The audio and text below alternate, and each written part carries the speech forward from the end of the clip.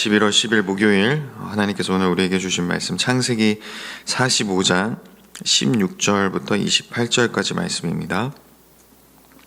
창세기 45장 16절부터 28절까지 한 절씩 교독하도록 하겠습니다. 요셉의 형들이 왔다는 소문이 바로의 궁에 들림에 바로와 그의 신하들이 기뻐하고 요셉에게 이르되 내 형들에게 명령하기를 너희는 이렇게 하여 너희 양식을 싣고 가서 가나안 땅에 이르거든 너희 아버지와 너희 가족을 이끌고 내게로 오라. 내가 너희에게 애굽의 좋은 땅을 주리니 너희가 나라의 기름진 것을 먹으리라. 이제 명령을 받았으니 이렇게 하라. 너희는 애굽 땅에서 수레를 가져다가 너희 자녀와 아내를 태우고 너희 아버지를 모셔오라. 또 너희의 기구를 아끼지 말라. 온 애굽 땅에 좋은 것이 너희 것임이니라. 이스라엘의 아들들이 그대로 할세 요셉이 바로의 명령대로 그들에게 수레를 주고 길 양식을 주며 또 그들에게 다 각기 옷 한 벌씩을 주되 베냐민에게는 은 300과 옷 5벌을 주고 그가 또 이와 같이 그 아버지에게 보내되 순하기 10필에 애굽의 아름다운 물품을 실리고 암나기 10필에는 아버지에게 길에서 드릴 곡식과 떡과 양식을 실리고 이에 형들을 돌려보내며 그들에게 이르되 당신들은 길에서 다투지 말라 하였더라. 그들이 애굽에서 올라와 가나안 땅으로 들어가서 아버지 야곱에게 이르러 알리어 이르되 요셉이 지금까지 살아있어 애굽 땅 총리가 되었더이다. 야곱이 그들의 말을 믿지 못하여 어리둥절하더니 그들이 또 요셉이 자기들에게 부탁한 모든 말로 그에게 말하매 그들의 아버지 야곱은 요셉이 자기를 태우려고 보낸 수레를 보고서야 기운이 소생한지라. 이스라엘이 이르되 조카도다. 내 아들 요셉이 지금까지 살아있으니 내가 죽기 전에 가서 그를 보리라 하니라. 아멘. 네, 주님의 은혜와 평강이 여러분과 함께하기를 축복합니다. 오늘 우리가 함께 읽은 이 본문은 요셉과 형제들의 극적인 화해 이후의 이야기를 다루고 있습니다. 과연 요셉이 형들에게 했던 행동들이 윤리적으로 모두 옳았는가에 대한 질문에 명쾌한 답을 하기는 어렵지만 그 시간을 통해 요셉이 형들의 진심을 알게 될 수가 있었습니다. 그 오랜 세월 형들이 자책하며 또 후회를 하고 있었다는 그 사실을 또 알 수 있었고 또 형들이 아버지 야곱과 또 막내 베냐민을 무척 아끼며 또 배려하고 있음 또한 알 수 있었습니다. 어쩌면 형들이 자신들의 잘못도 모른 채 여전히 변함없는 모습으로 서로 다투고 또 가정에 분란을 일으키고 있었다면 요셉은 그런 형들을 용서하기 힘들었을지도 모릅니다. 하지만 이 시간들을 통해 형들의 진심을 알게 된 요셉은 형들을 용서하고 화해를 하게 된 것이죠. 이러한 소식은 바로의 귀에까지 들어가게 됩니다. 오늘 본문 16절입니다. 요셉이 형들이 왔다는 소문이 바로의 궁에 들림에 바로와 그의 신하들이 기뻐하고 요셉의 형들이 왔다는 소문을 듣고 바로와 신하들이 기뻐했다고 성경은 말씀합니다.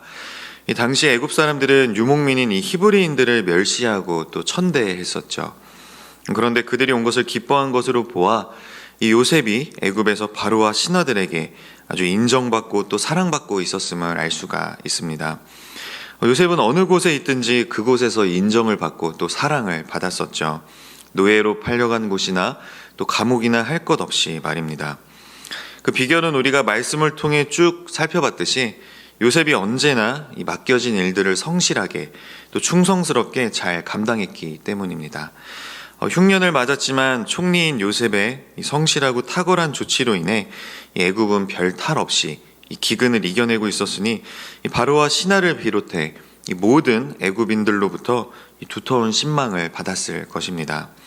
이어지는 17절부터 20절까지 말씀에 기록된 이 바로의 조치를 보면 또 요셉이 얼마나 큰 총애를 받고 있었는지를 알 수가 있습니다.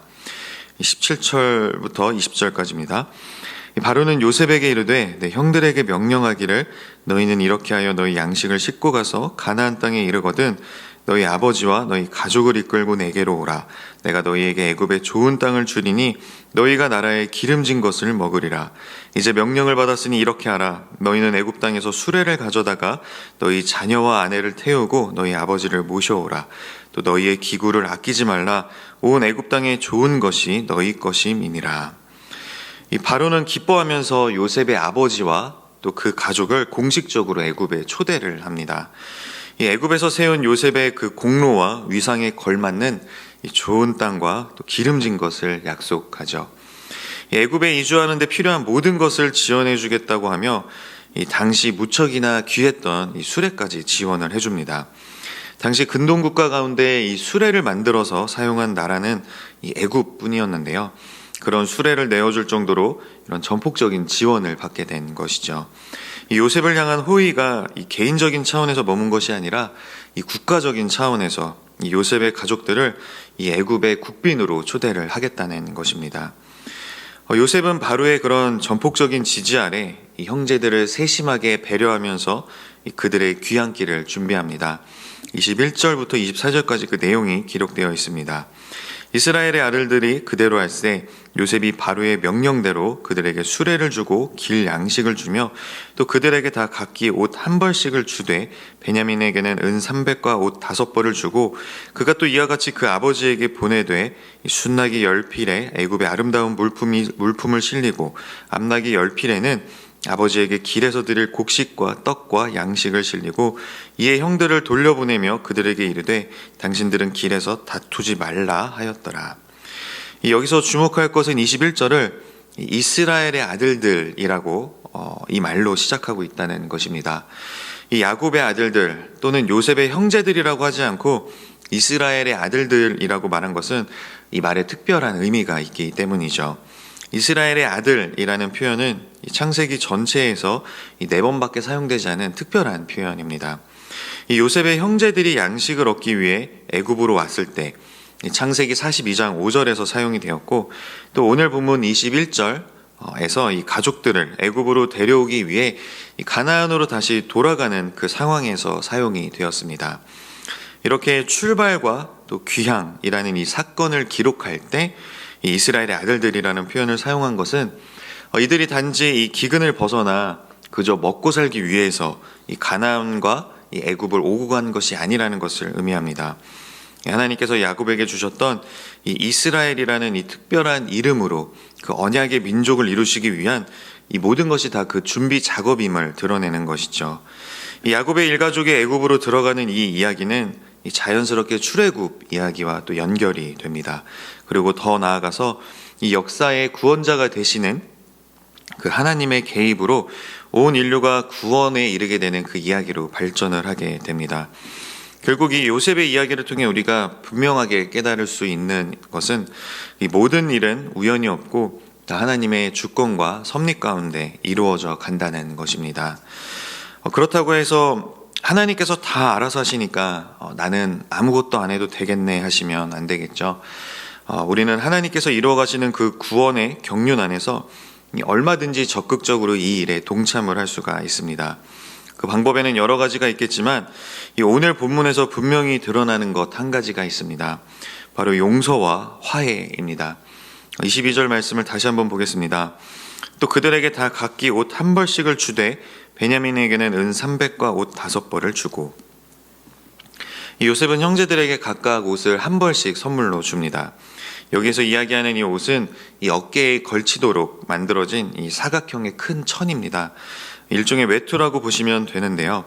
일교차가 큰 고대 근동에서는 이 밤에 또 담요로 쓸 수 있는 아주 유용한 생활 필수품이었습니다. 하지만 요셉이 형제들에게 옷을 선물로 준 것은 그저 좋은 선물을 준 것 이상의 의미가 있습니다. 요셉의 형들은 20년 전에 요셉의 채색 옷을 벗기며 요셉과의 그 형제 관계를 깨뜨려 버렸습니다. 옷이 이 불화의 원인이 되었던 것이죠. 그렇지만 이제 요셉은 형들에게 옷을 선물함으로써 그 깨져버린 관계를 회복합니다. 복수할 수 있는 권리와 또 명분, 그리고 복수할 수 있는 그런 능력까지 있음에도 불구하고 요셉은 복수하지 않고 형들을 용서합니다. 그리고 그 화해의 의미를 담아 이 옷을 선물한 것이죠. 만약 요셉이 용서하지 않고 원수를 갚았다면 어떻게 되었을까요? 야곱과 남은 가족들은 또다시 고통 속에 절망했을 것입니다. 가정은 풍비박산이 나고 또 이스라엘의 아들들이 애굽으로 들어와 번성함으로써 이 강성한 민족으로 세워져 나가는 그런 일도 없었을 것입니다. 하나님의 언약 성취와 이 구원의 경륜이 이루어질 수 없었을 것입니다. 물론 우리가 하나님이 하시는 일을 막을 수는 없습니다.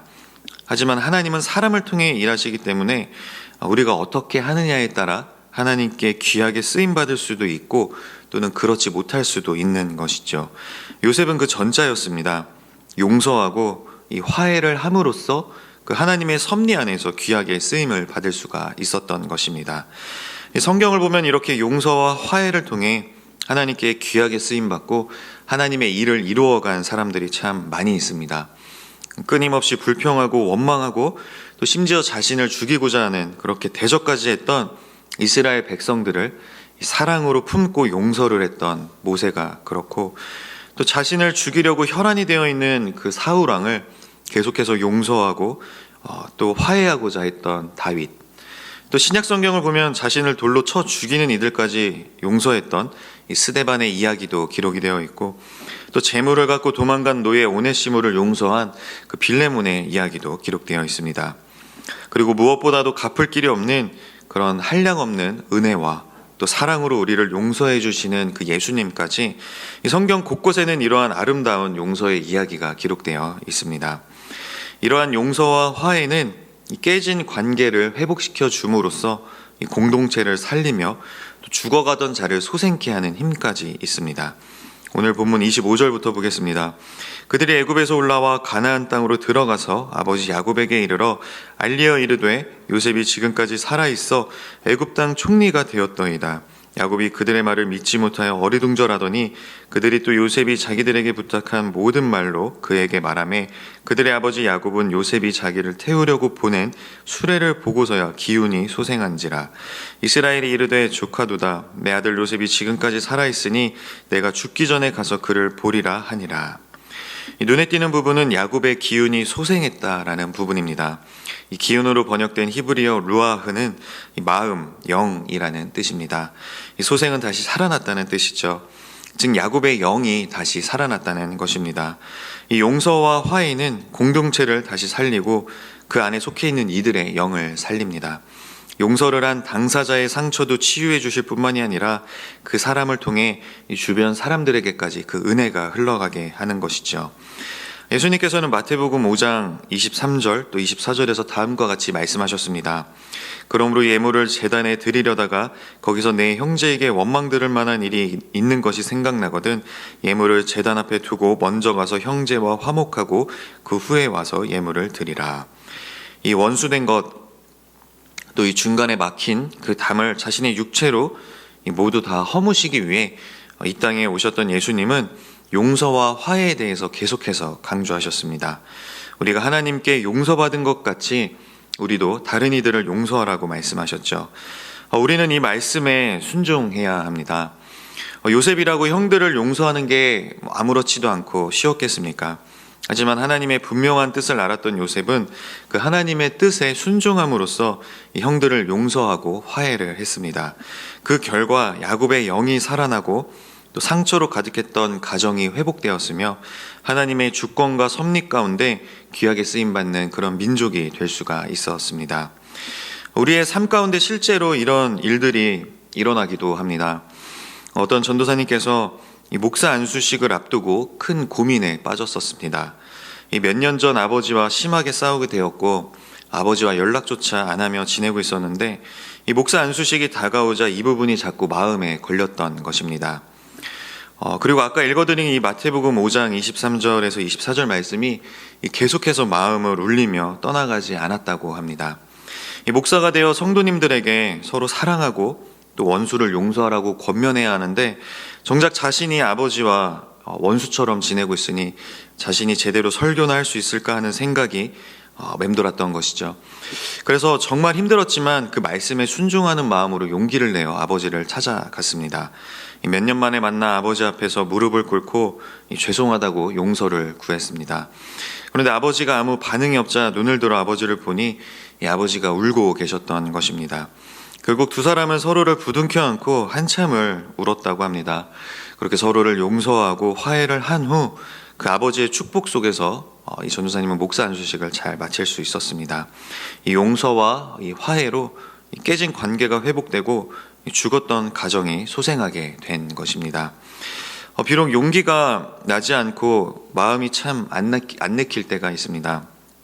하지만 그럼에도 불구하고 우리는 주님의 말씀에 순종해야 합니다. 마태복음 18장 21절에서 22절까지 말씀을 보면 예수님은 우리에게 이렇게 명령을 하십니다. 그때 베드로가 나와 이르되 주여 형제가 내게 죄를 범하면 몇 번이나 용서하여 주리이까 7번까지 하오리이까 예수께서 이르시되 내게 이르노니 7번뿐 아니라 7번을 70번까지라도 할지니라. 우리가 예수님의 이 말씀에 순종을 해야만 하는 그 이유는 그것이 이 10,000달란트의 빚을 탕감받은 우리의 마땅한 자세이기 때문입니다. 그리고 더 나아가 이 용서와 화해가 나를 살릴 뿐만이 아니라 상대방도 살리고 결국에는 이 공동체 전체를 살리기 때문입니다. 요셉의 용서와 화해로 요셉 자신의 상처도 치유되고 또 죄책감에 시달리던 형들도 살게 되었으며 더 나아가 야곱과 그의 일족 전체가 다 기근으로부터 구원받고 언약 백성으로 준비가 되어질 수가 있었습니다. 혹시 여러분 가운데 도저히 용서가 안 되는 원수 같은 분이 있는 그런 분 계십니까? 혹시 여러분 중에 그런 사람으로 인해서 정말 괴로운 분이 계시다면 이 새벽에 간절히 간구하시기를 바랍니다. 그 사람을 용서할 수 있는 그런 마음을 달라고 말입니다. 내 의지와 노력으로는 어려울 수 있지만 내 안에 계신 성령님께서 역사하실 때 우리는 그 사람을 용서하고 또 사랑할 수 있을 것입니다. 무엇보다도 나 역시 예수님께 결코 용서받을 수 없는 그런 죄인이었다는 사실을 기억하시면 좋겠습니다. 나를 용서해 주신 예수님의 그 사랑을 기억하며 그 사랑에 빚진 마음으로 다른 이들을 품고 또 용서하며 사랑하시기를 바랍니다. 그럴 때 나도 살고 또 상대방도 살며 내가 속해 있는 그런 공동체 전체가 살아나는 그런 은혜를 누리실 수가 있을 것입니다.